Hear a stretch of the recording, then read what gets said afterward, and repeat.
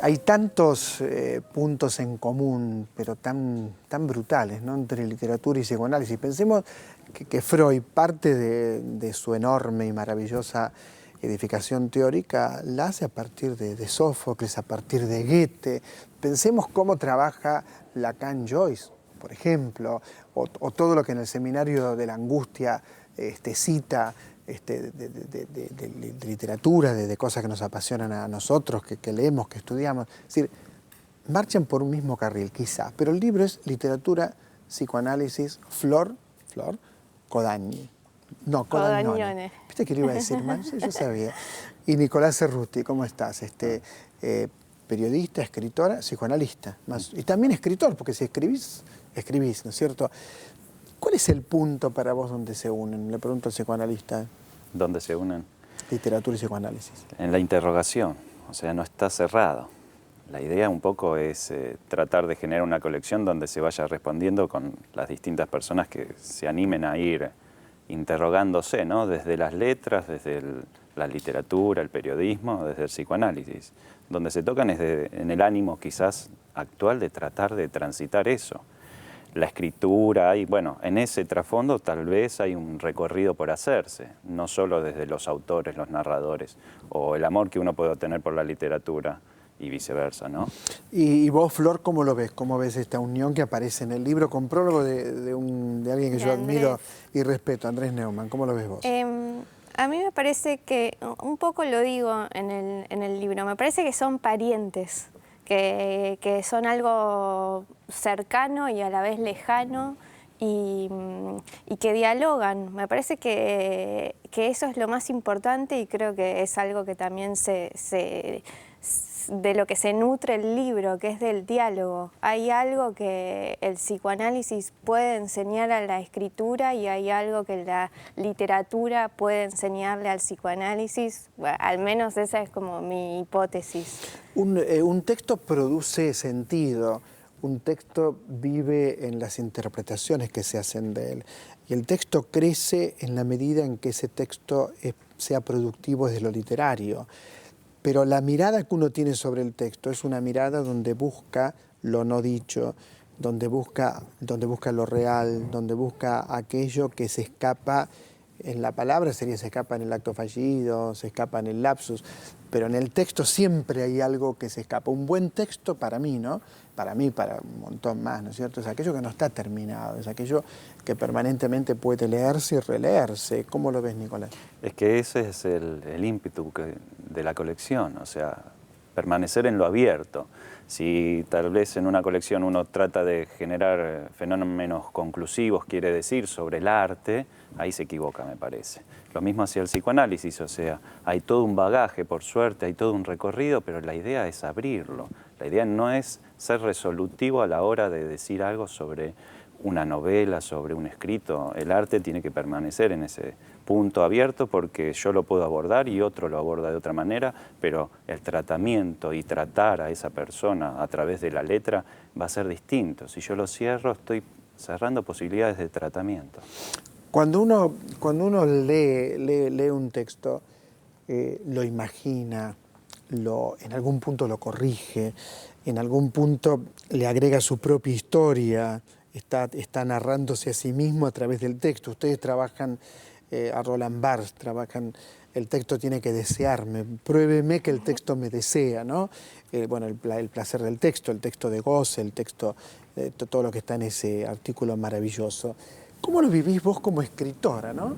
Es decir, cuando vos escribís, ¿vos tenés en cuenta esa apertura permanente que supone un buen texto? ¿Vos sabés que tu texto se va a convertir en otra cosa distinta a lo que vos hiciste? Es lo que busco permanentemente. No sé si lo hago en forma consciente, pero creo que hay algo de la apertura que me es vital, que es como un combustible que es... de hecho, yo, aparte de este libro, el año pasado publiqué un libro de poemas que se llama Mudas y lo que estoy intentando es abrirlo a otras artes, a la música, al arte plástico, a la fotografía. No quiero que se quede en eso que dije o que no dije. Necesito como combustible que se abra. Cuando un paciente cuenta algo, también está narrándolo, también está construyendo de un recuerdo, está construyendo también una suerte de ficción, una suerte de freudiana novela familiar. ¿Es así, Nicolás? Es así y lo más importante tal vez de ese relato que se actualiza en el momento con el analista es que hay una enseñanza para ambos, ¿no? Que mediante la transferencia se puede establecer un relato distinto, porque no solo que está relatando su historia, la está vivenciando de alguna manera y está dando la posibilidad que otra cosa pase. Eso que se repite, que insiste, esto es real, que tanto algunas veces nos produce un padecer, que se transforme tal vez en un motor para algún cambio de esa persona, que se encuentre con eso de otra manera. Bueno, el análisis un poco es eso, valorar el relato en ese punto, donde se actualiza y se vivencia algo que puede ser el pasado o lo que sea, pero en ese elemento ficcional está lo vivo tal vez. El capítulo está dividido el libro está dividido en capítulos y esos capítulos tienen dos voces, que son las voces de ustedes. ¿Cómo se fue tejiendo ese diálogo? El inicio de este proyecto fue Nicolás, alguna tarde me dijo si no me animaba a escribir algo sobre literatura y psicoanálisis desde mi perspectiva. Y ese artículo es el primero del libro, Literatura y Psicoanálisis, un relato de Carmín. Y yo creo que de algún modo le interpeló, le generó preguntas y se fue, creo que sin quererlo, generando un diálogo a partir de los textos. Fíjate que Heidegger decía que la pregunta por la venganza es la pregunta por el ser, ¿no? Uno con Heidegger siempre tiene la tragedia Heidegger, ¿no? Encima, que es el filósofo más descomunal de la historia de la filosofía, quizás, y por otro lado que aceptó un puesto en la Universidad de Friburgo en plena época nazi, ¿no es cierto? Pero la venganza y el crimen, pensando a partir de ese concepto de Heidegger, son como centrales en toda literatura. No hay literatura si no hay crimen o venganza. Como no hay civilización, diría el amigo Freud, sin matar al padre, por ejemplo, ¿no? Pero no hay civilización si no hay crimen o venganza. ¿Cómo lo ves? No solo civilización, sino que es una afirmación tal vez del ser, ¿no? Hay algo de un elemento vengativo que es recurrente. La cuestión es hasta dónde se puede llevar eso. Yo todavía no maté a nadie, por ejemplo. Sin embargo... Pero el amor también es una venganza, por ejemplo. Y si uno sí ha sentido un amor, y porque uno no puede dejar de sentir emociones totalmente dañinas y virulentas en el momento en que se entera que aquella que es el amor de uno lo ha hecho bajar del pedestal en el que se sentía, ¿no? O sea, le quitó el amor. Lo quitó el amor o cayó el amor ideal o lo que sea. Un amor atraviesa muchas, no son etapas, pero muchas facetas. Entonces siempre hay algo de eso, del fracaso y demás. Y el elemento vengativo de una mujer, por ejemplo, hacia un hombre, donde le muestra que tiene que hacer otra cosa, salirse de su eje como para seguir adelante, ¿no? Hay un montón de elementos. Entonces la venganza atraviesa no solo la afirmación del ser, sino un montón de cosas desde la literatura y singularmente en cada quien. Qué bueno que está esta nota, pero te digo, seguramente hay muchos que dirán, enloquecieron hablando de cosas en televisión, ¿por qué no ponen un entretenimiento? Pero está bueno. ¿Qué pensás del crimen y la venganza? ¿Mataste a alguien? No. Por ahora estamos hermanados. Yo tampoco, pero Malraux dice, el hombre que no ha matado es virgen, dice André Malraux en La condición humana. Como que debe ser una experiencia. A mí me apasiona, cuando yo soy fanático de Shakespeare, ¿no? Cuando leo Shakespeare me apasiona el tema del crimen en Ricardo III o en Macbeth, ¿no?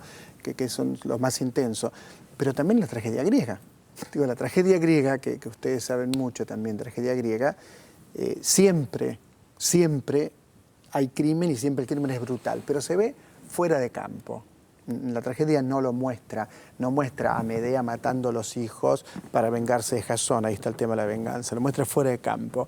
¿Qué pensás Pero vos? es que quizás desde que el hombre es hombre y que tiene recursos de la ficción o recursos narrativos, puede hacer de la venganza, no sé si algo más, pero pienso en textos como la Biblia o donde... Claro, donde es moneda corriente. Sí, donde la venganza... Y creo que la venganza está en nuestro cotidiano de un modo como bastante fuerte. Que me gusta esta nota porque espanta a los espectadores. O sea, la gente que está mirando televisión, se enloquecieron, apagan la televisión, el marido le dice, vamos a dormir, vieja, se terminó.